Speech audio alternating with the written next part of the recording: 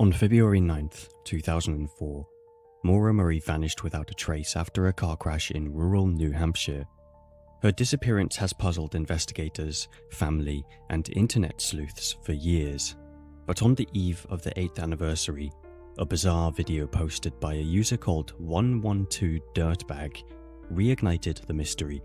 Was it a cruel joke, or a clue hidden in plain sight? What happened to Maura Murray on Route 112? And who is Mr. Dirtbag 112? February 9th, 2004 marked the beginning of one of the most perplexing disappearances in recent history. On a chilly evening in Woodsville, New Hampshire, a car skids off Route 112 and into a snowbank. The driver, 21-year-old Maura Murray, a nursing student at the University of Massachusetts Amherst, would soon vanish into the cold night, sparking a mystery that continues to haunt the nation. Maura was known as a diligent student and an avid runner, her life seemingly on track.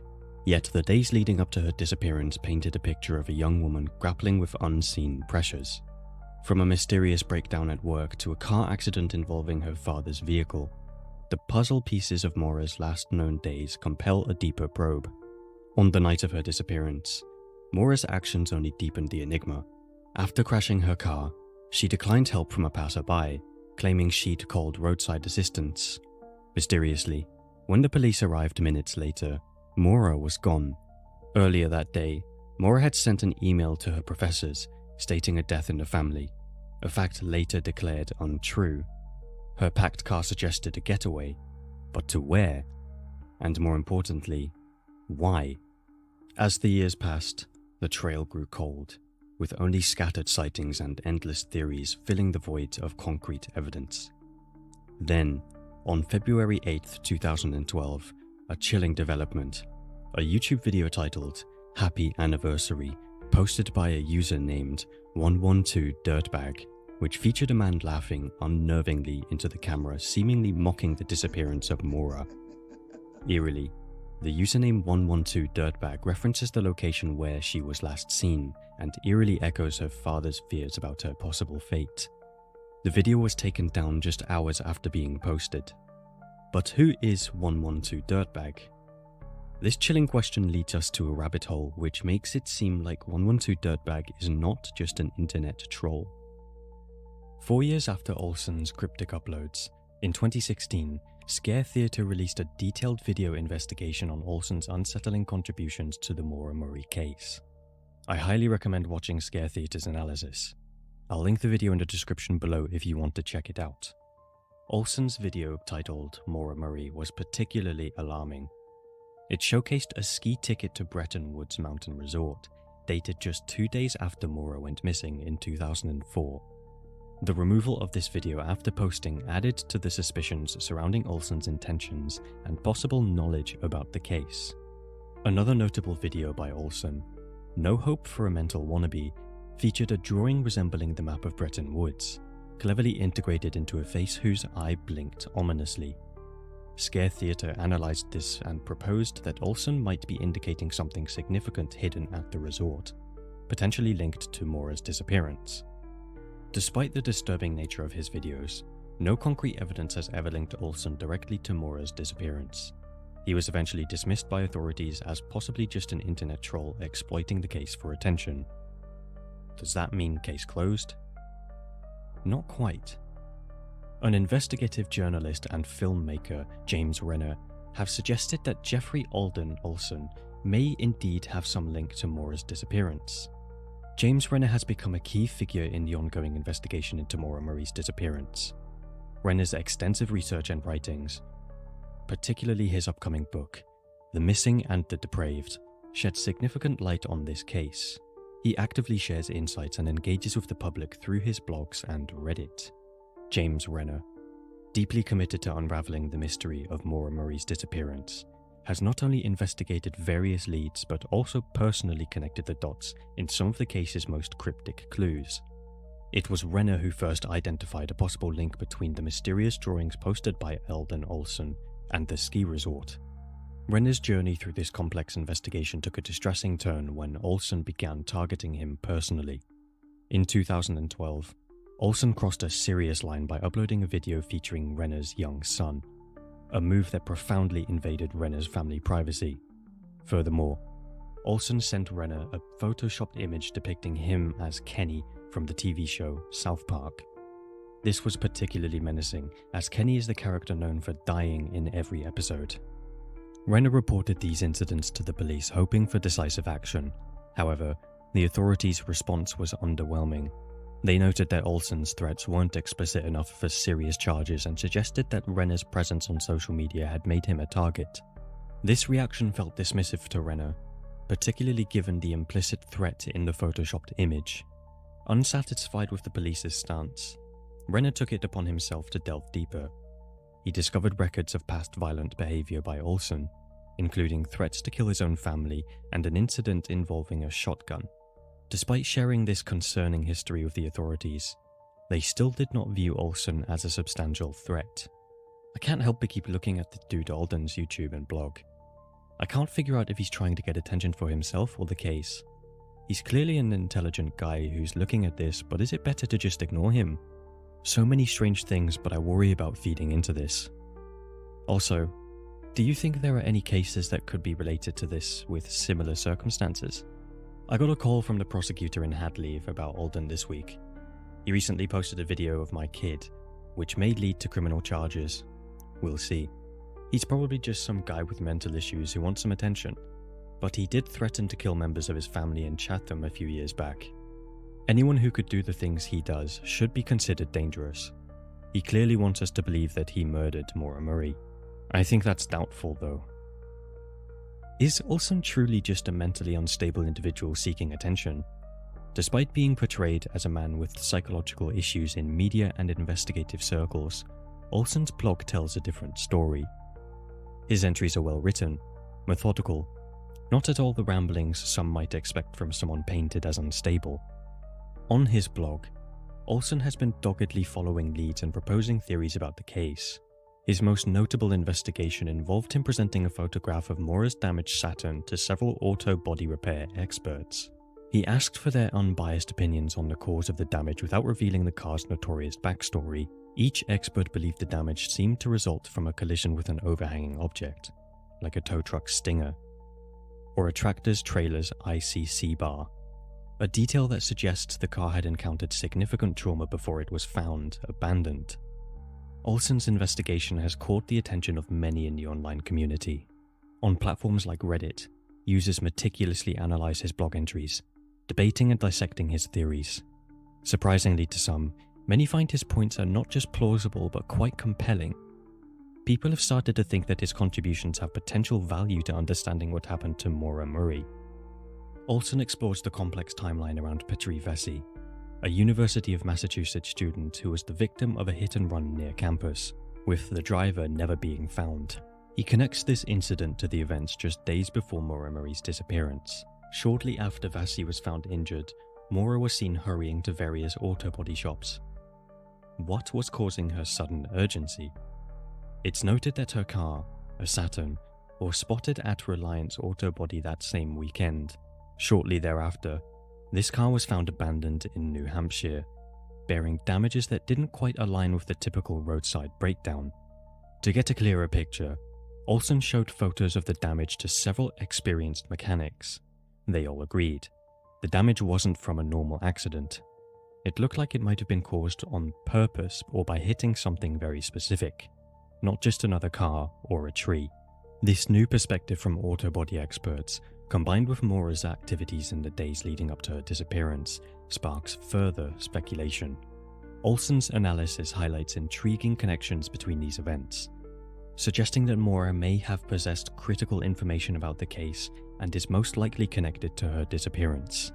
An intriguing point was raised on Reddit which involves Maura's rumored boyfriend, Hossein, and a potential overlap in social circles with Vesey's roommate, both of whom are Iranian. Could there have been a meeting of paths among these individuals at UMass? The theories deepen as users connect if the hit and run was truly an accident or part of a larger, more sinister cover-up connected to their shared social network. And if so, was Maura silenced because she knew too much? Another thing that he mentioned in his blog is the strong displeasure of how he's portrayed in Scare Theatre's video, which he believes casts him in a very negative light. He discusses the impact this portrayal has on his life, particularly how it affects his interactions and reputation in his local community. Olsen is deeply troubled by the thought that his neighbors might view him as a monster or a lunatic, simply based on his depiction in the video.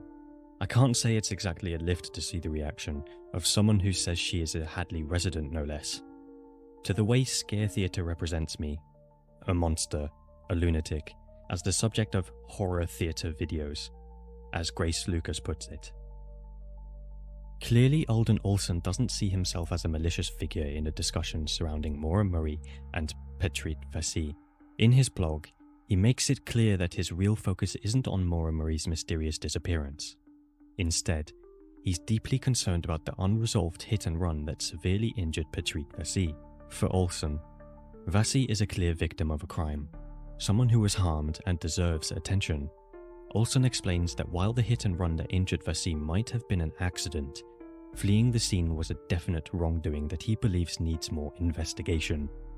He's interested in the Maura Murray case mainly for any clues it might provide about the Vassy incident.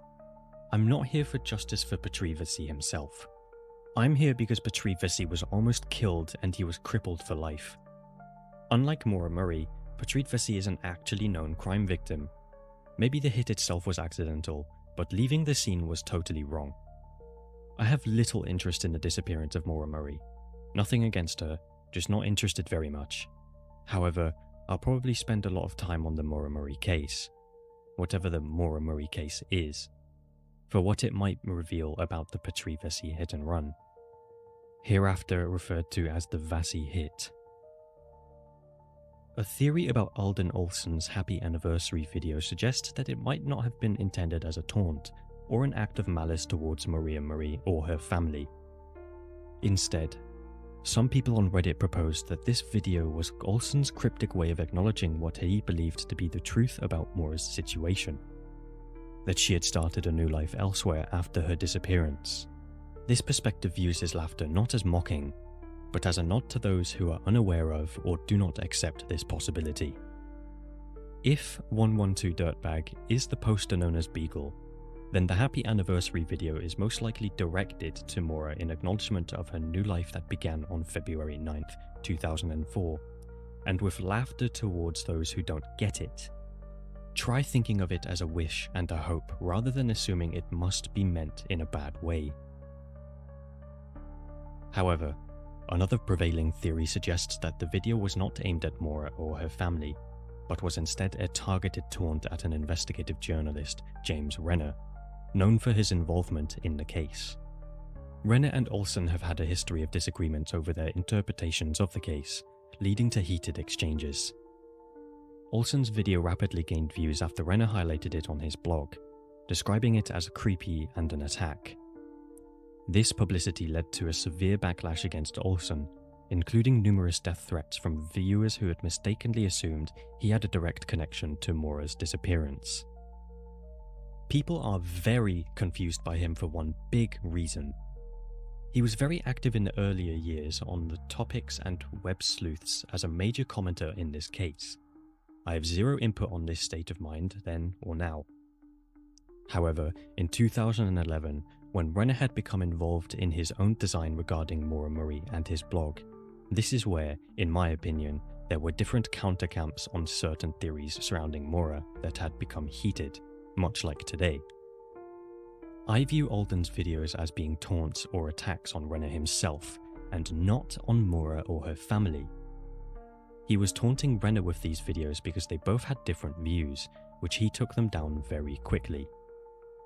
Renner had grabbed the videos quickly and uploaded them to his popular site with a growing audience, and told everyone it was creepy and inexcusable and regarded it as an attack. The videos went from very few views to thousands and thousands by re-uploading them onto Renner's site. Alden had received hundreds and hundreds of death threats from this, as people assumed he had abducted Maura and was a mentally crazed psycho killer. There have even been copycat videos recently of someone trying to do the same thing with the same MO, I'm not here to say either were correct in their actions, but I do think the aftermath from it was all a big misunderstanding. The supposedly true purpose behind Alden Olson's videos was revealed in his blog, only accessible by the Wayback Machine, where he explains that they were never created with a clear intention. According to him, the videos weren't meant to taunt Maria Murray's family or friends, nor were they part of some elaborate message. Instead, he describes them as something more abstract, perhaps an unconscious experiment to see how people might react, or who might be shaken up by them, similar to someone vaguely implying, "I was there that winter and saw what happened." Olson compares the creative process behind the videos to the way some artists work, sometimes with a clear intention, other times without any at all. He argues that it would be a mistake to assume the video had a specific purpose, as they were more of a spontaneous creation rather than a deliberate statement. He also pushes back against the narrative that he was mocking or provoking Maura's family. In his view, the statistical chance that they would even see the videos was so low that it couldn't have been calculated. If anything, he suggests that James Renner was the one who truly turned the videos into a spectacle. Olson claims that Renner twisted their meaning, sensationalized them, and made them widely known by re-uploading them and keeping them in circulation for years. Olson also mentions Lance Sternia, a filmmaker who picked up the video and provided copies to Renner, suggesting they were the ones who originally brought the attention to the videos, implying that, without them, the videos would have faded into obscurity. He goes as far as to suggest the sites claiming to be dedicated to find Maura may have instead contributed to exploiting the case for attention, rather than truly helping her family. Olson seems to distance himself from any responsibility for the reactions caused by his videos, yet at the same time, he acknowledges that he was curious to see what kind of response they would provoke. Whether his explanation is honest or just another way to stir the pot remains up for debate. It's evident from the video that Alden Olson may not hold much sympathy for Maura Murray, viewing her more as a puzzle piece in unraveling the hit-and-run case than as a victim herself. Olson, who clearly possesses a keen intellect, also appears to exhibit a certain level of narcissism. He seems to believe that he has a deeper or more accurate understanding of the case than others, which might explain his provocative approach to sharing his theories and insights. Ultimately, Olson doesn't seem to be involved in Maura Murray's disappearance. Rather, he is just someone who sees himself as someone capable of solving the puzzle and smarter than everyone involved. In 2021, a YouTube channel claiming to be 112dirtbag emerged, posting 4 mysterious videos that seem to draw from the original unsettling content associated with Alden Olson. The uploads include a re-upload of the infamous Happy Anniversary video, an 8-second clip titled Road 112, supposedly showing the road where Maura Murray was last seen, a 9-second clip displaying a hotel ticket dated 2 days after Maura's disappearance, accompanied by what appears to be an audio code titled 113, a video called Dirt, featuring another audio code and a message in Morse code, which has been translated to, "Life is a dirty mystery, because we never know what is being touched, but today I am tired of those who cannot appreciate this gift." The eerie and cryptic nature of the video suggests that someone might have been trying to turn the Maura Murray case into an ARG, using mystery and hidden clues to attract attention.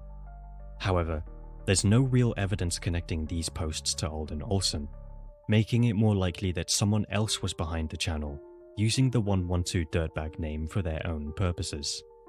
The channel is now abandoned, most likely because it failed to gain traction. In the end, it seems clear that Olson had nothing to do with it. So where is 112dirtbag now? It looks like he stepped away from his online presence. His last blog post was in 2019, and the last time he posted on Twitter was in 2022, where he was complaining about his health.